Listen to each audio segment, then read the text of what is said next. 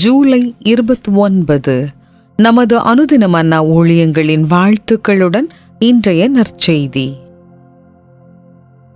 தயவு செய்து அமைதியாக இருக்கவும். இன்றைய வேத வாசிப்பு லூக்கா 5ஆம் அதிகாரம் வசனங்கள் 12 முதல் 16 வரை.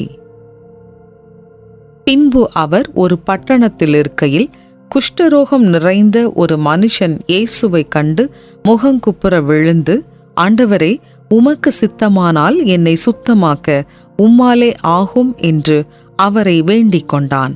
அவர் தமது கையை நீட்டி அவனை தொட்டு, எனக்கு சித்தம் உண்டு, சுத்தமாகு என்றார். உடனே குஷ்டரோகம் அவனை விட்டு நீங்கிற்று.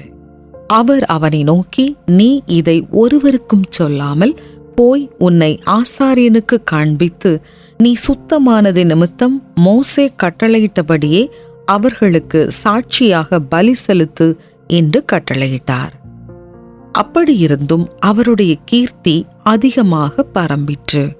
திரளான ஜனங்கள் அவருடைய உபதேசத்தை கேட்பதற்கும் அவராலே தங்கள் பிணிகள் நீங்கி சௌக்கியமடைவதற்கும் கூடி வந்தார்கள். அவரோ வனாந்தரத்தில் தனித்து போய் ஜெபம் பண்ணி கொண்டிருந்தார். குறிப்பு வசனம்: அவரோ வனாந்தரத்தில் தனித்து போய் ஜெபம் பண்ணி கொண்டிருந்தார். லூக்கா 5:16.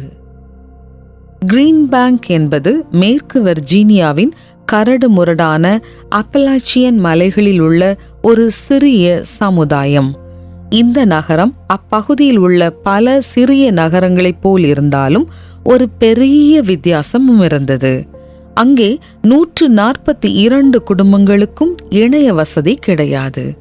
இந்த கிரீன் பேங்கில் உள்ள தொலைநோக்கி வானத்தில் தொடர்ந்து செயல்படுவதற்கு அருகிலுள்ள வைஃபை அல்லது அலைபேசி கோபுரங்களிலிருந்து வெளிப்படும் கதிர்வீச்சுகள் குறுக்கீட்டை தடை செய்துள்ளனர். அதனால் கிரீன் பேங்க் வட அமெரிக்காவின் தொழில்நுட்ப இரைச்சலற்ற இடங்களில் ஒன்றாக கருதப்படுகிறது.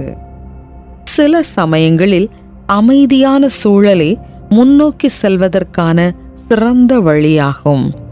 குறிப்பாக தேவனுடனான நமது உறவில் இயேசுவே பிதாவுடன் பேசுவதற்கு அமைதியான ஒதுங்கிய இடங்களுக்கு சென்றதன் மூலம் நமக்கு முன்மாதிரியை விட்டு சென்றுள்ளார்.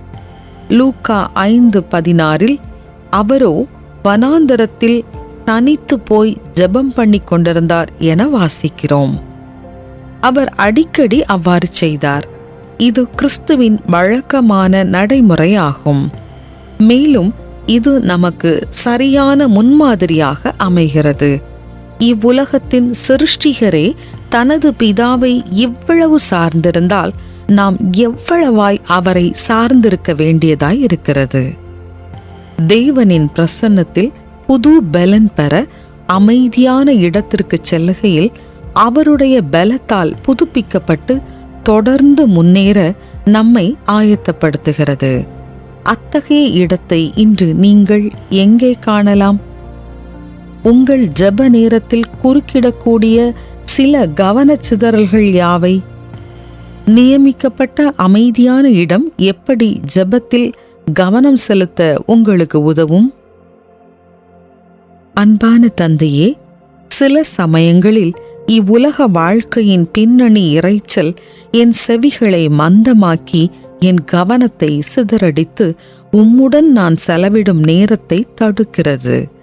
இவை எல்லாவற்றிலிருந்தும் நீர் என்னை விலக்கி சாதாரணமாக உமது அதிசயமான பிரசன்னத்தை அனுபவிக்க எனக்கு உதவும் நல்லதோர் இடத்தை கண்டு கொள்ள எனக்கு உதவும். ஆமென்.